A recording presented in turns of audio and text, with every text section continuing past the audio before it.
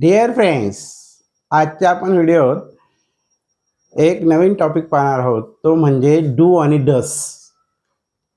Do आणि डस हे सहाय्यकारी क्रियापद जेव्हा क्वेश्चनचे रूप घेता, म्हणजे एखादा क्वेश्चन डू आणि डस या सहाय्यकारी क्रियापदाने सुरू झाला असेल, त्या डू आणि डसचं क्वेश्चनचे आन्सर्स कसं दिलं जातं, संक्षिप्त स्वरूपात शॉर्टकटमध्ये कसं दिलं जातं, ते आपण या व्हिडिओत शिकणार आहोत. चला तर मग do and does. How to answers the questions begin with do and does. How you can answer the question which begins with do and does. आता डूने आणि डजने सुरू झालेला क्वेश्चन जर एखाद्याने विचारला तर त्याचे उत्तर कसं दिलं जातं ते बघणार आहोत. For example, 1. Do you like T question mark. आता हा question do you like T हा क्वेश्चन कशाने सुरू झालेला आहे? डू या सहाय्यकारी क्रियापदाने झालेला आहे आणि शेवटी क्वेश्चन मार्क आहे, म्हणून हा क्वेश्चन झाला. याला एस नो क्वेश्चन म्हणतात, की ज्याचे उत्तर एस आणि नो मध्ये दिले जातात. डू डजने सुरू झालेल्या क्वेश्चनचे उत्तर एस आणि नो यामध्ये दिले जातं. हो सांगायचे असेल तर एस म्हणता, नाही सांगायचं नो म्हणता. जसं डू यू लाईक टी, एखाद्याने तुम्हाला क्वेश्चन केला डू यू लाईक टी, तुला चहा आवडते, मग तुम्ही आन्सर इंग्लिशमध्ये कसं कराल? तर तुम्ही म्हणाल आवडत असेल तर येस म्हणाल आणि आवडत नसेल तर नो म्हणाल, राईट. पण ते अपूर्ण वाक्य झालं.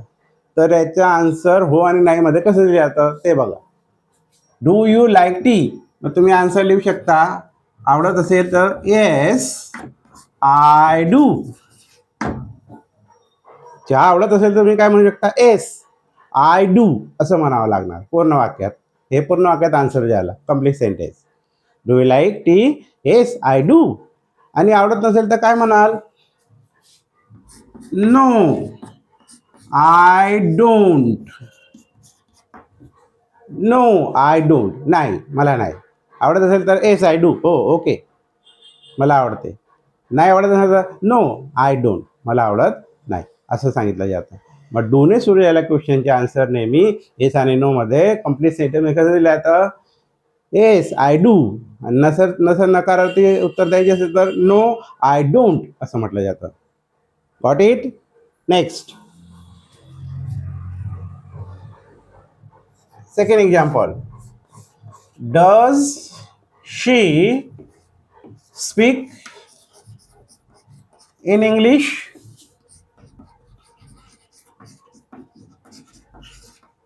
सेकंड क्वेश्चन डजने सुरू झालेला आहे. काय क्वेश्चन आहे? Does she speak in English? Does she speak in English? ती इंग्रजीत बोलते. एखाद्याने तुम्हाला प्रश्न विचारला तिच्याविषयी, त्या व्यक्तीविषयी, तर ती इंग्रजी बोलते का भाऊ? तर तुम्ही काय म्हणाल? जर बोलत असेल, तुम्ही ऐकलं असेल तर तुम्ही येस म्हणाल, नसेल ऐकलं तर नो म्हणाल. पण कम्प्लीट सेंटेन्स आन्सर कसं द्याल? Does she speak in English, मग आन्सर देताना असं म्हणा, बोलत असेल तर येस शी डज असं म्हटलं जातं. Yes she does. आणि बोलत नसेल तर काय म्हणतात नकारार्थी? No she doesn't.